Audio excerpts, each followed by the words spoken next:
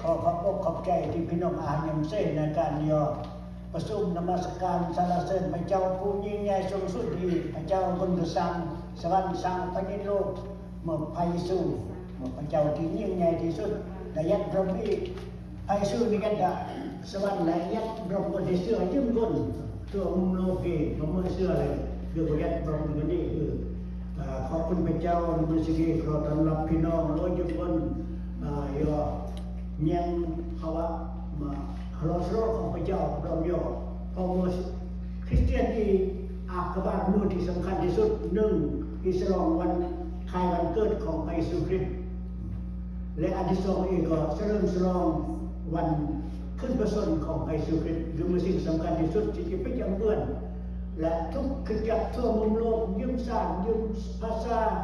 อำลอยจำนวนในบ้านนอกตัวเมืองก็จะอาการเฉลิมฉลองวันขึ้นพระชนม์นี้ทั่วมุมโลกดีทุกศาสตร์ภาษาเพราะทรงชื่อหน่วยนิยมที่พระเยซูเองเหมือนพระเจ้าสรรเสริญผู้นำศาสนาต่างๆนี่น้อมพระเจ้าเพราะว่าเรื่องอาหารแล้วก็มุมของพวกแล้วก็เรื่องพวกเรื่องการเรียนสุดรักเสด็จดองแล้วอุ่นแล้วก็นกใบร้อนยำแล้วนกใบแต่พระเยซูอีกตามเรียงพระองค์พระเจ้าสรรเสริญไปสู่หานถึงหานวันศุกร์วันเสาร์วันอาทิตย์ไปสู่บริการจับหานและก็ทำแล้วยังมุ่งกับเปิ้ลวางเป้าทหารตัวเดียวเป้าย่างก็งอเพราะว่าทหารเนี่ยต้องจ้างทหารเดียวย่างมุ่งลงดาวทับที่จะเลิกว่าเราไปสู่เรือกายจักรหานนะก็หางาดเลยแล้วก็ไปสู่เมื่อเดียนก็มุ่งแล้วไปสู่กายจักรหานพี่น้องเราเมื่อสิกีนี้อีกก็จีบันเดศึกษาธรรมของพระเจ้า1 โครินธ์บท 15 ข้อ 1 ถึงข้อ 11ถ้าพี่น้องอ่านคำของพระเจ้าก็เปิดอ่านตรงย่อถ้าว่าจดก็จดอุ่นและรายอ่านในการศึกษาในการบอกมันย่อเรียนของเราโซ่เดี๋ยวพระเจ้า1 โครินธ์บท 15 ข้อ 1 ถึงข้อ 11ดีกิเตโรโคลาซาการชมขึ้นพระชนม์ของพระเยซูคริสต์การเรื่องงานจากหานของพระเยซูคริสต์ขออนุญาตอ่านพี่น้องปฏิตามอย่างรยอดพี่น้องทั้งหลายเอาขอแจ้งให้เจ้าทั้งหลายคำนึงทั้งข่าวประเสริฐที่เราได้ประกาศแก่พวกเจ้าแล้วซึ่งพวกเจ้าได้ยอมรับเอาไว้และตั้งอยู่ในข่าวประเสริฐนั้นและซึ่งเป็นเหตุที่กำลังให้เจ้าทั้งหลายได้พ้นถ้าพวกเจ้ายังยึดถือข้อความที่เราได้ประกาศเป็นข่าวประเสริฐแก่พวกเจ้านั้นเว้นเสียแต่พวกเจ้าหากเชื่ออย่างบ่จริงใจอักบารเนี่ยเชื่อเสมอนั่งเสมอเอาความลดพ้น100%บางคนนี่เชื่ออันจริงใจกึ่งกลางสงสัยนี่อัมพลเส้นตกเรื่องที่เราได้รับไว้แล้วนั้นเราได้มอบไว้แก่เจ้าทั้งหลายเป็นเรื่องสำคัญที่สุดคือว่าพระคริสต์ทรงไว้ประสนแทนความผิดบาปของเราทั้งหลายตามที่เขียนไว้ในพระคัมภีร์และทรงถูกวางไว้แล้ววันขึ้น3ได้ถูกทรงบันดาลให้ขึ้นมาตามที่เขียนไว้ในพระคัมภีร์นั้นพระองค์ทรงปรากฏแก่เกฟามาเป็นตัวแล้วแก่พวก12 คนนั้นขอโทษแก่พวก12 คนมันถึงสาวกของพระเยซู12 คนต่อมาพระองค์ได้ทรงปรากฏแก่พวกพี่น้องกว่า500 คนพี่น้องคริสเตียนแหละผู้ที่เชื่อพระเยซู500 คนกับคุณในคราวเดียวซึ่งส่วนหลายยังเป็นอยู่จนถึงทุกวันนี้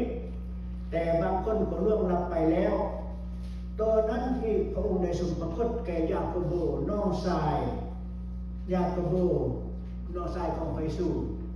ยาโคโบเรียกว่าแห้มของพระเยซูไม่เขาว่านางมาริอาพระเยซูแล้ว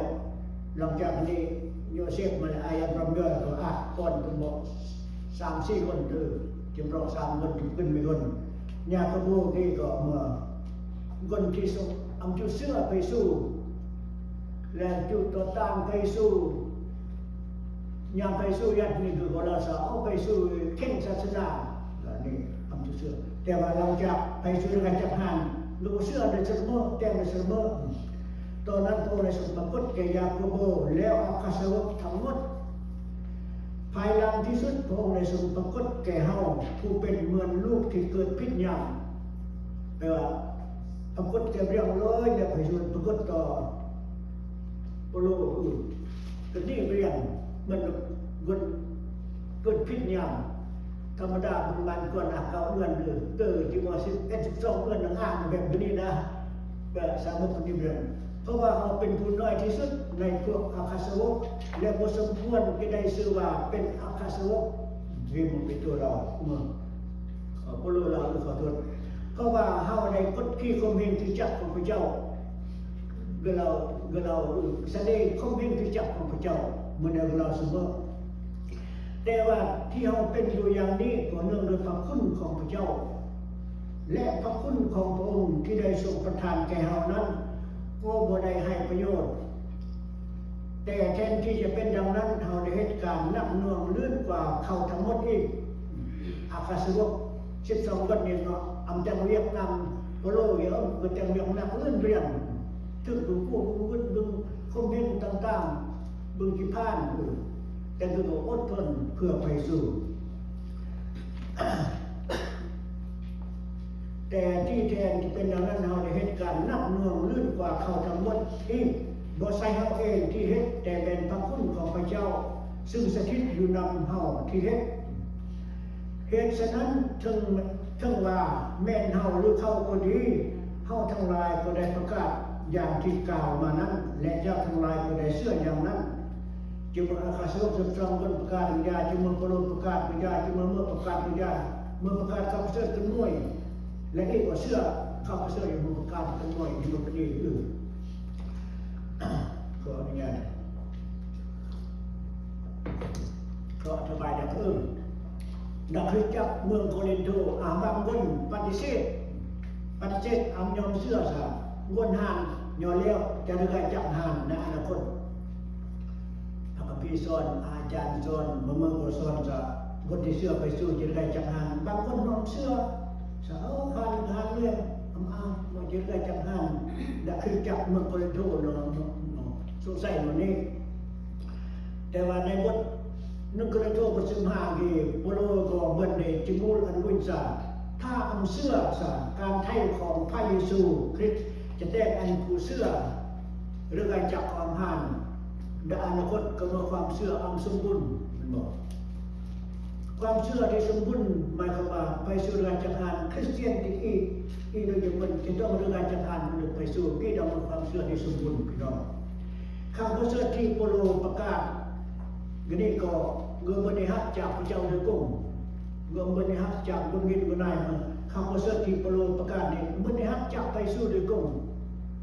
จากพระเจ้าโดยตรง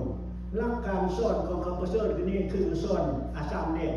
1คือสอนเรื่องการหาน2สอนเรื่องการทึกบ้าน3คือสอนเรื่องการเรื่องจับหาน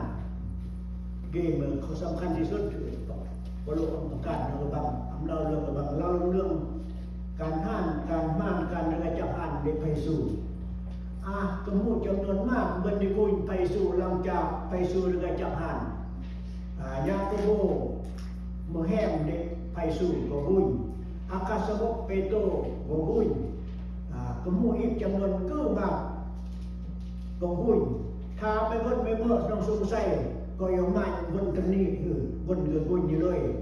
เพราะว่าส่วนมากพวกน้องอาชีวิตบางคนน้องอาชีวิตบางคนก็บ่อ่านอยู่แล้วบางคนน้องอาชีวิตในขณะที่โปโลเขียนหนังสือกินบางคนน้องทหารน้องมันยืนน้องบุญ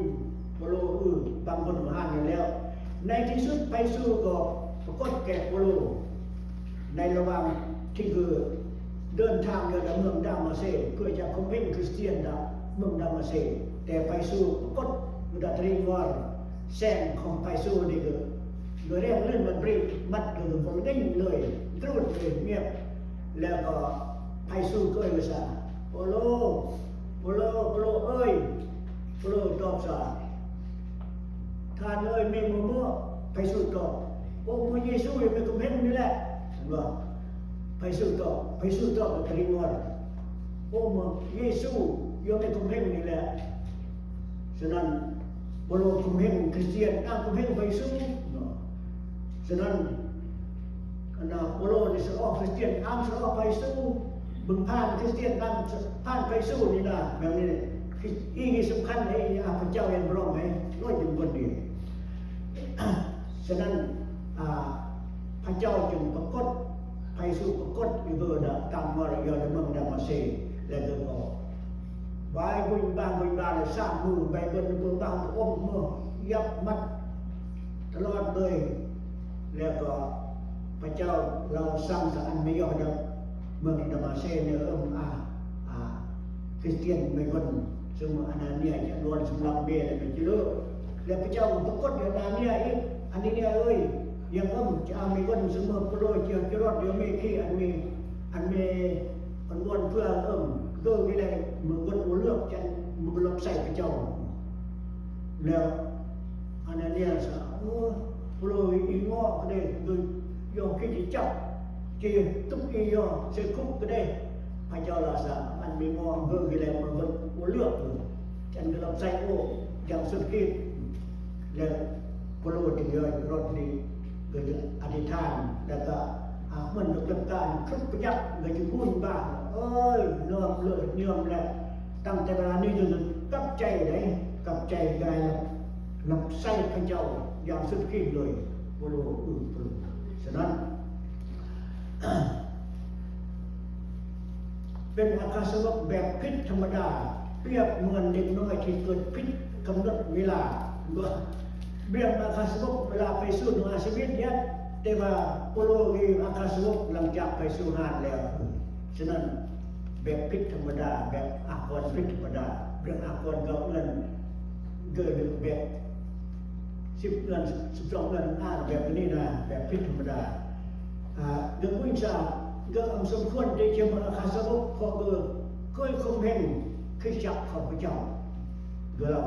เดี๋ยวสมควรจะมาอาคาสงบของพระเจ้านี่เคยคงเห็นเรื่องคงเห็นคือจับของพระเจ้าเนื่อเมื่อก็ตามพระเจ้าผู้ทรงคุณอันจะแต่งเรียกของพระองค์มากเลยอาคาสงบบนกระบังจะแต่งเรียกนัก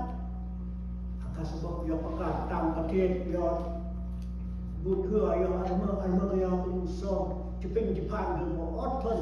จนถึงที่สุดในที่สุดมันก็ถึงผ่านในกรุงโรมดังในขอที่พระเจ้าผู้ทรงคุณโปรดให้ทานเห็นเวียกของพระองค์หลายกว่าอาคาสงบผู้อื่นทั้งหมดแต่ก็เป็นเวียกอย่างเดียวกันกับพวกเขาคือการประกาศคำประเสริฐของพระเยซูฉะนั้นเมื่อจะประกาศเรื่องคำประเสริฐนี้จะประกาศในระบังอำเภอเด็ดขาดคำประเสริฐอักไม่แนววันเมื่อประกาศคำประเสริฐเม็ดจากไปสู่หานถึงทึกตะวันทึกสาบแสงทึกพระเจ้าจะลงโทษต้องประกาศเรื่องสาไปสู่หานหรืออาจจะหานยี่ดังนี้ทึกต้องพี่น้องบัดนี้ขออนุญาตขอหลวงเวลาเนี่ยบัดนี้จะชนะความตายโดยไปสู่จะชนะความหานโดยไปสู่พี่น้อง1 โครินธ์บท 15 ข้อ 10 ถึงข้อ 28ขออ่านพี่น้องขอมือซีมือสำคัญขออ่านคำของพระเจ้าในบางและพี่น้องขอโทษ1 โครินธ์บท 15 ข้อ 12 ถึงข้อ 28เนาะประการ1ถ้าเราประกาศว่าพระเจ้าได้ทรงบันดาลให้พระคริสต์ขึ้นมาแล้วเป็นเดี๋ยวใดบางคนในพวกเจ้าจึงกล่าวว่าบ่มีการเป็นขึ้นมาจากตายถ้าบ่มีการเป็นขึ้นมาจากตายพระคริสต์ก็บ่ได้ถูกทรงบันดาลให้ขึ้นมาถ้าพระคริสต์บ่ได้ทรงขึ้นประชนแล้วการประกาศของพวกเขาก็บ่มีประโยชน์ถ้าไปสู่อเมริกาจากทางการประกาศของอัปยศเมื่อพี่น้องและความเชื่อของพวกเจ้าก็บ่มีประโยชน์เหมือนกันแล้วก็จะปรากฏว่าพวกเราเป็นพยานบนจริงในเรื่องพระเจ้าเพราะพวกเราได้กล่าวพยานอ้างว่าพระเจ้าได้ทรงบันดาลให้พระคริสต์เป็นขึ้นมาแล้วแต่ถ้าคนตายบ่ถูกทรงบันดาลให้เป็นขึ้นมาพระเจ้า ก็บ่ได้ทรงบันดาลให้พระคริสต์ขึ้นพระชนเหมือนกันเพราะถ้าคนตายบ่เป็นขึ้นมาถึงแม้นพระคริสต์ก็บ่ได้ถูกทรงบันดาลให้ขึ้นพระชนและถ้าพระคริสต์บ่ได้ถูกทรงบันดาลให้ขึ้นพระชนแล้วความเชื่อของเจ้าทั้งหลายก็ให้ประโยชน์เจ้าทั้งหลายก็ยังคงอยู่ในพิษบาปของตนสำคัญนั้นพวกคนที่เชื่อในพระคริสต์ที่ตายไปแล้วนั่นก็จิบหายไปด้วยถ้าแม่นเราทั้งหลายได้วางใจในพระคริสต์ฝ่ายชีวิตนี้เท่านั้นพวกเราก็เป็นคนน่าสังเวชที่สุดในหมู่คนทั้งปวงไทยเชื่อไปสู่ในชีวิตนี้เท่านั้น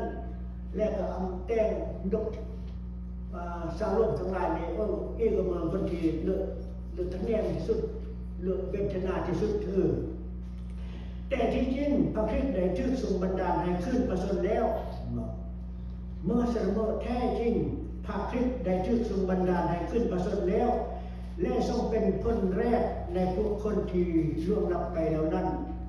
เพราะว่าความตายได้มีมาทางมนุษย์สันใดการขึ้นมาจากตายก็มีทางมนุษย์สันนั้นด้วยว่าคนทั้งปวงได้ตายเพราะเกี่ยวเนื่องกับอาดัมสันใดคนทั้งปวงก็จะถูกทรงบันดาลให้มีชีวิตเพราะเกี่ยวเนื่องกับพระคริสต์นั้นยังมีทึกสำลักอาดัมเองว่าห้ามไม่ด้วยห้ามนะแต่ว่าเราไปเพื่อนไปสู้กับสำลักเมียนี่ไปสู้กับจะห้ามเองก็จะได้จะห้ามเพื่อนย่อไปสู้แต่จะเป็นไปตามลำดับของแต่ละคนคือพระคริสต์ทรงเป็นคนแรกต่อมาก็เป็นคนทั้งปวงที่เป็นอยู่ฝ่ายพระคริสต์ในเวลาพระองค์จะเสด็จมาปรากฏอีกเวลาไปสู่จะเสด็จยืนปรากฏที่ที่ซ่อมนะอีกก็จะเริ่มการจัดงานรอไปสู่โอ้ยพี่น้องต่อจากนั้นจะเป็นข่าวสุดท้ายข่าวสุดท้ายให้พี่น้องโลกนี้จะมีเดียวหน่อยจากข่าวสุดท้ายต่อจากนั้นจะเป็นข่าวสุดท้ายคือเมื่อพระองค์จะทรงยกเลิกการปกครองอยู่เมืองนี้คือกษัตริย์เจ้านายเนี่ยเจ้านายนำปกครองแต่ว่าตอนหน้าคือยกเลิกการปกครองเลยไปPresiden Trump ได้ก็ได้ไปมันยกเลิกไปสู่ยกเลิกการปกครองกับอานุภาพและอำนาจทุกๆอย่างเสียไม่รู้พระเจ้าจะยกเลิกเลยอำนาจการปกครองในโลกนี้เพราะยกไปย่อยกเที่ยงย่อยกต่อสู้ย่อพี่น้อง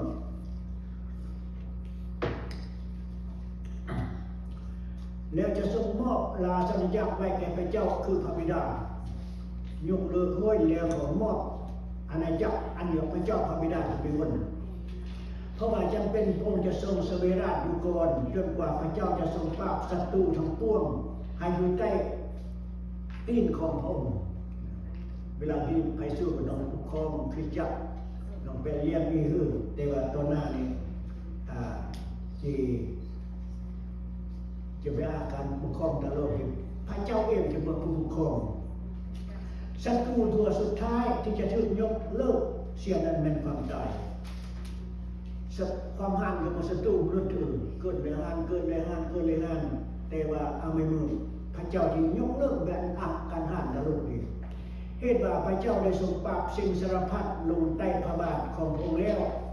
แต่เมื่อพระคัมภีร์กล่าวว่าทรงปราบสิ่งสารพัดลงนั้นก็ปรากฏครับแน่ว่าเว้นเสียแต่พระผู้ทรงปราบสิ่งสารพัดลงอยู่ใต้พระองค์ปราบเลยจึงเนี่ยเว้นเสียแต่พระเจ้าเพราะพระเจ้าอย่างเนื้อทุกสิ่งและเมื่อสิ่งสารพัดได้ถูกทรงปราบลงอยู่ใต้พระองค์แล้วเมื่อนั้นพระพุทธองค์พระพุทธจะทรงย่อมลงอยู่ใต้พระเจ้าไม่เมื่อพระพุทธคือไปสู่จะย่อมยืนเดชจากพระเจ้าพระบิดาผู้สูงสุดพระเจ้าผู้ทรงปราบสิ่งสารพัดลงอยู่ใต้พระองค์นั้นเพื่อพระเจ้าจะได้ทรงเป็นเอกเป็นใหญ่ในสิ่งสารพัดทั้งปวงเมื่อพระเจ้าปราบศัตรูมูมานปัตตะร้อยคนอำเลือกเปลี่ยนคนส่วงคนนายปัตตะร้อยแล้วและก็ไปสู่คนนี้มอบอันมาพระบิดาเป็นผู้ปกครองเป็นใหญ่เป็นเอกในทุกสิ่งสารพัดทั้งปวงอามาหมดที่ยิ่งแนะนำพระเจ้าแล้วมันมีเขาอธิบายได้ ชาวโครินโตบางคนนี่นะบอกเราซะอำอ้างการหรือไงจับห้างโปโลคัดค้านได้มันดีคริสตจักรนะโครินโตนะอำอ้างกันมนุษย์ในห้างนั้นเรื่องอะไรจังห้างแต่โปโลคัดค้านมันดีโปโลคัดค้านเราซะถ้าเราเนี่ยเมื่อความจริงก็ไม่เข้าว่าไปสู้เองอำนวยเรื่อยๆจากความห้านข่าวประเสริฐที่ประกาศกันนี่ก็ต้องมาเรื่องความจริงความเชื่อของคริสเตียนก็ปราศจากหักทานและความวางใจก็ต้องล้มเหลวโปโลเหล่านี้มากเรื่องนี้ผู้ประกาศคำเสริฐก็มาผู้รอบร่วมถ้าไปสู้เรือจังหันหรือประกาศสับเรือจังหันหรือรอบร่วมเรื่องบอกเพราะว่าถ้าไปสู้ผู้ใดเป็นขึ้นมาจากความตายแล้วองค์ก็เป็นฝ่ายพ่ายแพ้บอกทหารสร้างมือเอาเรือจังหันเอามือเอาเรือจังหันถือว่าเบ้แล้วพ่ายแพ้บ่แม่นฝ่ายชนะความตายมีอำนาจเหนือพระองค์บ่แม่นพระองค์มีอำนาจเหนือความตายบอกถ้าไปสู้เอาเรือจังหันก็อำชนะแล้วอำชนะด้วยอำชนะความหันถ้าเป็นเช่นนั้นคริสเตียนที่ตายไปแล้วก็ตายไปเลยพ่ายแพ้ความบาปส่วนคริสเตียนที่ยังมีชีวิตอยู่ที่ทนเอาความลำบากเนื่องจากความวางใจในพระคริสต์เรื่องโลกหน้าก็จะกลายเป็นคนที่เวทนาหลายที่สุดคริสเตียนนี่ก็บึงกีลงกีได้ก็เพ่งนักเลยก็โอ้ทนเพื่อไปสู้ถ้าไปสู้ห้านเรือจากห้านก็เมื่อคนที่เวทนาพี่น้อง เป็นการอดทนโดยไม่มีประโยชน์การขึ้นประสนของไพสู่เป็นที่ฮับห้องว่าวันหนึ่งคริสเตียนที่ตายไปแล้วจะเป็นขึ้นมามีชีวิตใหม่ส่วนนี้รันดรเหมือนพระองค์มีคำประกันคำรับรองขอโทษเราภาษาอังกฤษนะเกณฑ์ที่พี่น้องคงจะไม่พี่น้องเล่าเกณฑ์ที่เราฮับประกันรับรองฮับประกันรับรอง100%จ้ะแน่นอนซึ่งพระเจ้าในจักรวาลนี้ที่ในจักรวาลในพี่น้องพระธรรมนาโยฮันบท11ข้อ5พี่น้องอ่านเลยละซะไปสู้เรายอมมานำบาลีเราซะเอานี่แหละเป็นเหตุให้คนทั้งปวงเป็นขึ้นมาทำเป็นชีวิตผู้ที่วางใจในเราถึงแม้ว่าตายไปแล้วก็ยังมีชีวิตอยู่ไปสู้เราผู้ที่วางใจเชื่อในไปสู้ถึงเป็นห้านเลยจะห้านเรื่องห้านน้องเมื่อกยาก็นอกจากชีวิตของพระเจ้าจะพระเจ้าอำนาจยิ่งใหญ่เพื่อเพื่อนพี่น้องบัดนี้ดูวันที่เมื่อเสื้อสายของอาดามก็ต้องห้าน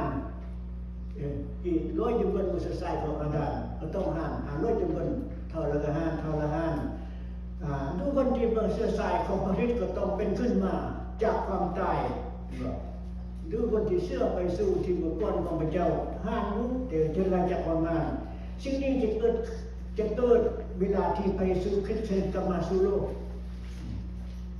มือก็มองไปสู่เสด็จยุดโลกอีมือนี่นะอีกจะเรื่องงอกเราหยอดพับตาเดียวอีกจะเรื่องอะไรจับหันเวลาไปสู่ปรากฏในเวลาสุดท้ายนั้นพระองค์จะใช้อำนาจสูงสุดปราบปรามสิ่งทั้งหลายรวมทั้งมนุษย์และบรรดาศัตรูของพระองค์ไปสู่อำนาจยิ่งใหญ่สุดปราบศัตรูเบื้องล้นมารซาตานปราบล้น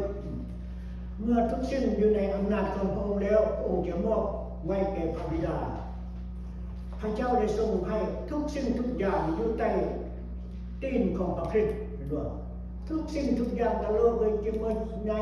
ยนำโดยปัญญามันยัดรุ่งกระแบไปสู้จอมกษัตริย์ยิ่งใหญ่ทุกสิ่งนั้นต้องยกเว้นพระเจ้าผู้เดียวเมื่อการนี้สำเร็จแล้วก็หมายความว่ากิจการที่พระบิดาทรงมอบไว้กับอาวุธแต่เดิมมานั้นก็สำเร็จครบถ้วน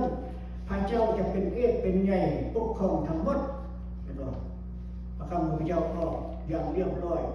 มันพี่น้องในใจเสื้อไปสู้เสื้อสลโมแตงสลโมนำสลโมรักพระเจ้าสลโมรักพี่น้องสลโมก็อยากความหวังในอนาคต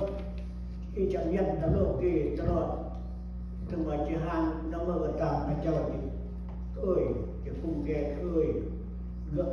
อันดารอดเวลาอยู่เพราะว่าอารามปลุกเรื่องรถโม่งผมดับร้อนว่าคนหนึ่งก็ได้เรื่องการตั้งอารามปลุก5 โมง1 โมงเย็นก็น้ำตาพวกในรถย่างเช่นเดียวกันพี่น้องพระเจ้าตั้งอารามปลุกคริสเตียนอุ่นแล้วอันดารอดย่างก็ดับร้อนช กันร้อนมุ่งร้อนงานเวลาที่อาลังปุ๊กของพระเจ้าจะเพิ่มอีกเลยจะเลยจากหันผู้ที่เชื่อพระเจ้าจะเลยจากหันเลยจะห่างกายเมเลยชีวิตเมมวลซื่นตลอดเรื่อยๆลงความทุกข์ตลอดจะลงดีพี่น้องยี่แหละมันเขาฟังอันยิ่งใหญ่ของคริสเตียนนี่มันของธรรมดาคริสเตียนนี่เมื่อก่อนเนี่ยพระเจ้าเสมอและมวลผู้ที่พระเจ้าเตรียมอุ่นสำหรับแผ่นดินสวรรค์ผู้ที่เชื่อในพระเจ้าก็เตรียมแน่นอนในเตรียมเชื่อไปสู่ไปอันบุญแผ่นดินสวรรค์ต้องย้อนมันพยาบาลยัดนี่แหละทำให้ลูกน้องของพยาบาลพี่น้องที่กระลบน้ำมันสิกีนี่ก็ล่วงเวลานักก็อนุญาตพี่น้องและก็พระเจ้าอวยพรพี่น้องโดยจุดบนน้ำมันสิกีที่เป็นยังคำของพระเจ้ามาสิ่งศักดิ์สิทธิ์ที่สุดไม่ได้นอนที่สุดจะเมื่อพระเจ้าเราเสมอและเรื่องก็ความเชื่อของบางอย่างแน่นอนเสมออยู่พี่น้องฉะนั้นคำของพระเจ้ามันสิกีก็พระเจ้าอวยพรพี่น้องโดยจุดบนและบรรดาพระพรจากพระเจ้า